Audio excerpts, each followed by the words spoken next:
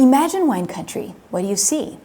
Sunshine, palm trees, maybe some rolling Tuscan hills or Napa estates. Now picture this. You're in a creaky colonial building in Pennsylvania, and somebody hands you a glass of Cabernet Franc that could easily pass for something from the Loire Valley. Your brain short circuits. Here's the question. Can a state that was making wine before America was even a country actually produce wines that rival the old world today? In the next few minutes, we're going to find out. We'll dig into Pennsylvania's key advantage, something most California vineyards don't have. And by the end, we'll understand why East Coast wines deserve a serious spot on your wine radar. Let's put Pennsylvania on the map. We're tucked between New York and Ohio, with the Atlantic Ocean on one side and the Appalachian Mountains running right through the middle. When I first started mapping wine regions, I'll be honest, I used to zoom right past this part of the East Coast. It was just the space in between New York wine country and Virginia wine country. But then one day I actually zoomed in and I saw it. Wait, is that a vineyard? Well, look at you, Pennsylvania. Here's the part that really changed how I see this place. There was a wine here before there was a United States. In 1683, William Penn planted a vineyard in what is now Philadelphia, almost a full century before the Constitution was signed just up the road.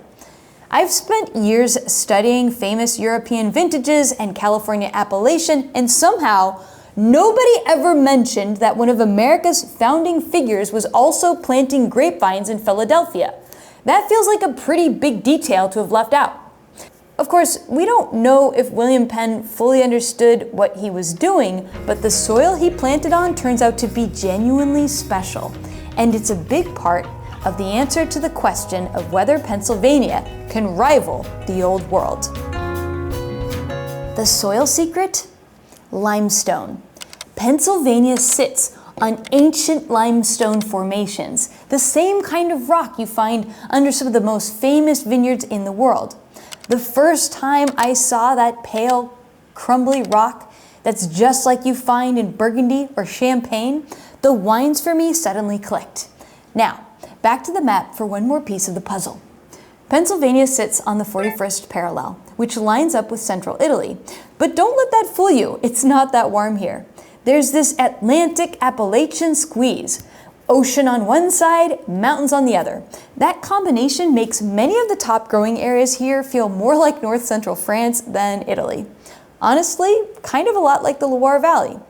The farther north you go, especially along Lake Erie, it gets colder still, which is why we see many winter-tough hybrid grapes doing so well here. You even get things like sparkling Chardonnay from Lake Erie, where that extra chill gives razor-sharp acidity and crisp green apple fruit.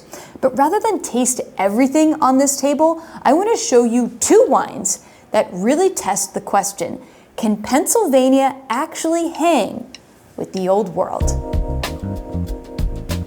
Before we dive in, just look at this spread. On this table alone, I've got Rosé, Sauvignon Blanc, a Merlot, a sparkling from Lake Erie. Pennsylvania is no one-trick pony. But to keep things focused, I want to start with just one grape, the one that has to prove whether this state is really old world meets new.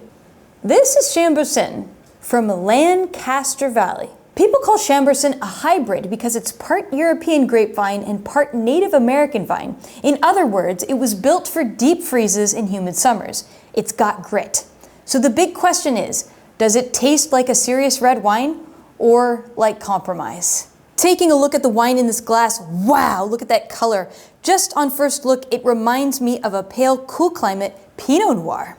On the nose, a burst of fruit flavors. I get raspberry, cherries, dried roses, a little bit of elderflower. It's super floral and it's super aromatic.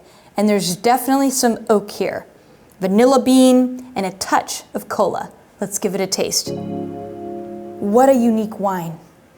Here I am hearing that is Chambourcin and knowing that it is a hybrid vine and having these preconceived notions on what hybrids are based on my background education. But if this was labeled Pinot Noir, it would fly off the shelves. I have to admit, I'm very curious to see what happens when we go full European grapevine from Pennsylvania. This is Cabernet Franc. This is the same grape that makes some of the most elegant reds in the Loire Valley. And much of Pennsylvania's Cabernet Franc can be found growing in the southeastern part of the state, where the winters are just a touch warmer. Taking a look at the color, wow, also a pale red wine, which reminds me a lot of Pinot Noir or a very cool climate Loire style Cabernet Franc. On the nose, I get this classic Cabernet marker of pencil lead, along with an explosion of red fruits like raspberries and cherries and crab apples. And there's definitely some oak in here, showing us that the producer knows this is their best grape and they're gonna put whatever they can behind this wine to make it fantastic. Let's give it a taste. Another explosion of delightful acidity, and the alcohol isn't too high and the tannins are smooth and balanced.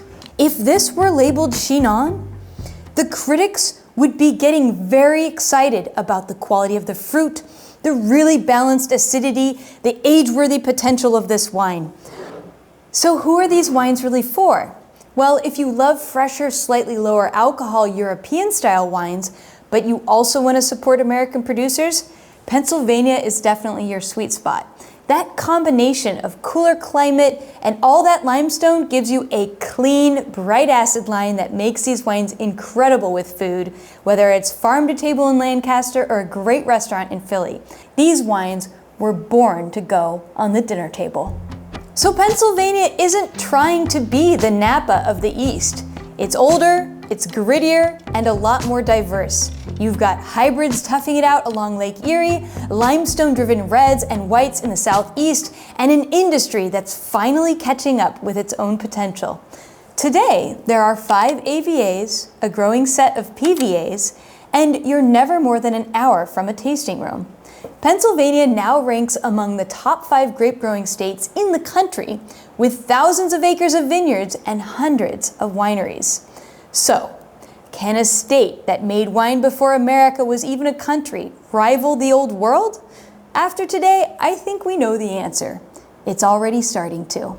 If this episode got you curious, we've actually mapped the 5 AVAs, the new PVAs, in our Pennsylvania wine guide on Wine Folly. Whether you're planning a trip or just hunting for something new to drink, it's all there. And the next time you see Pennsylvania on a label, I hope you're just a little bit excited to find out what's inside. Until next time, happy tasting, peace out.